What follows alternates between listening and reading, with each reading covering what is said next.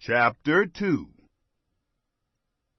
David instructs Solomon. Now the days of David drew near that he should die, and he commanded Solomon his son, saying, I am going the way of all the earth.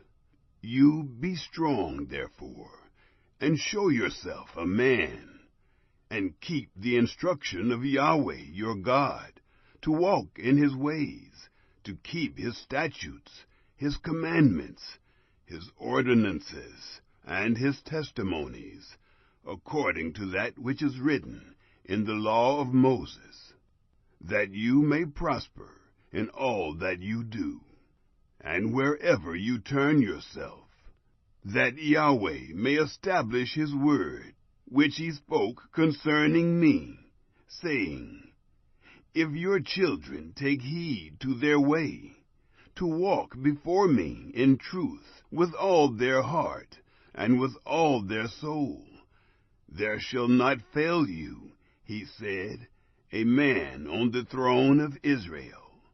Moreover, you know also what Joab, the son of Zeruiah, did to me, even what he did to the two captains of the armies of Israel, to Abner, the son of Ner, and to Amasa, the son of Jether, whom he killed, and shed the blood of war in peace, and put the blood of war on his sash that was about his waist, and in his shoes that were on his feet. Do therefore according to your wisdom, and don't let his gray head go down to Sheol in peace.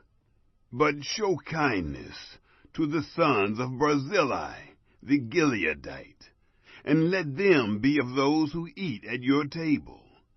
For so they came to me when I fled from Absalom your brother. Behold, there is with you Schemey, the son of Gera, the Benjamite, of Bahurim, who cursed me with a grievous curse in the day when I went to Mahanaim. But he came down to meet me at the Jordan, and I swore to him by Yahweh, saying, I will not put you to death with the sword. Now, therefore, don't hold him guiltless, for you are a wise man, and you will know what you ought to do to him, and you shall bring his gray head down to Sheol with blood. The death of David. David slept with his fathers, and was buried in the city of David. The days that David reigned over Israel were 40 years. 7 years reigned he in Hebron, and 33 years reigned he in Jerusalem. Solomon sat on the throne of David his father, and his kingdom was firmly established. Solomon's reign established. Then Adonijah, the son of Haggith, came to Bathsheba, the mother of Solomon. She said, Do you come peaceably? He said, Peaceably. He said, moreover, I have something to tell you.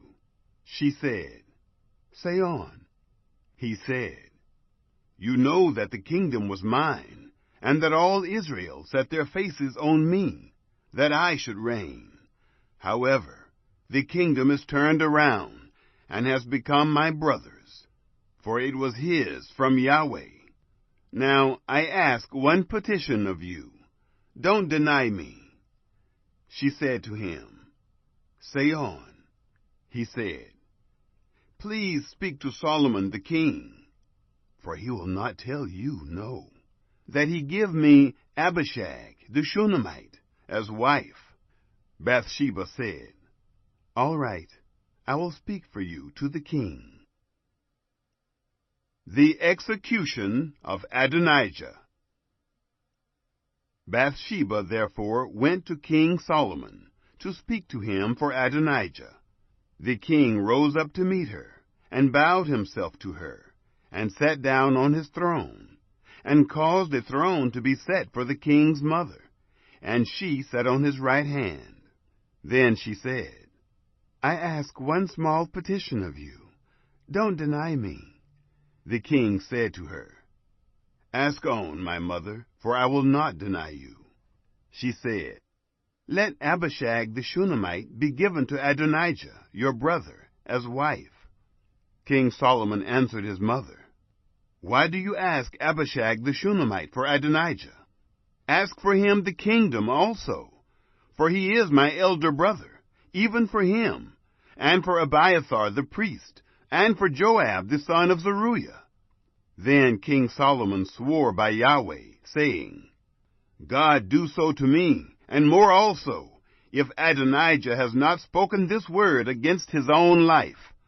Now therefore, as Yahweh lives, who has established me, and set me on the throne of David my father, and who has made me a house, as he promised, surely Adonijah shall be put to death this day. King Solomon sent by Benaiah, the son of Jehoiada, and he fell on him, so that he died. To Abiathar the priest the king said, Go to Anathoth, to your own fields, for you are worthy of death, but I will not at this time put you to death, because you bore the ark of the Lord Yahweh before David my father, and because you were afflicted in all in which my father was afflicted. So Solomon thrust out Abiathar from being priest to Yahweh, that he might fulfill the word of Yahweh, which he spoke concerning the house of Eli in Shiloh. The execution of Joab. The news came to Joab, for Joab had turned after Adonijah, though he didn't turn after Absalom. Joab fled to the tent of Yahweh, and caught hold on the horns of the altar. It was told King Solomon, Joab has fled to the tent of Yahweh, and behold, he is by the altar. Then Solomon sent Benaiah, the son of Jehoiada, saying, Go, fall on him. Benaiah came to the tent of Yahweh, and said to him, Thus says the king, Come forth. He said, No, but I will die here. Benaiah brought the king word again, saying, Thus says Joab, and thus he answered me.